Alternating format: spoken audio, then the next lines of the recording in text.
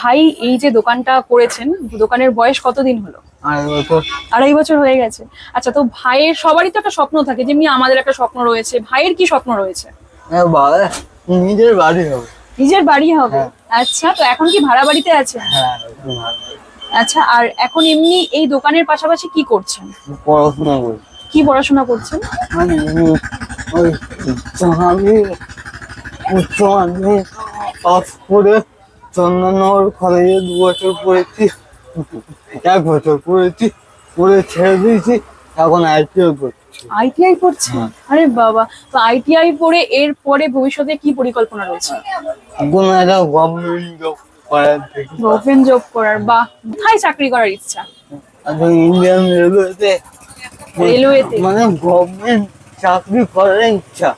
আর মানে সব থেকে বেশি ভালো লাগে ইন্ডিয়ান রেলওয়ে আমার। বাহ।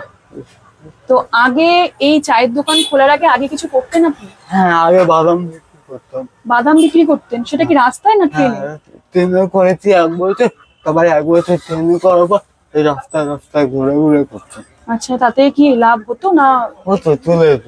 আর এই চায়ের দোকান খুলে কি চলছে এখন? চলছে না, মানে দোকান চালাতে পারছি, আর আর নিজের খরচাটা তুলতে পারছি।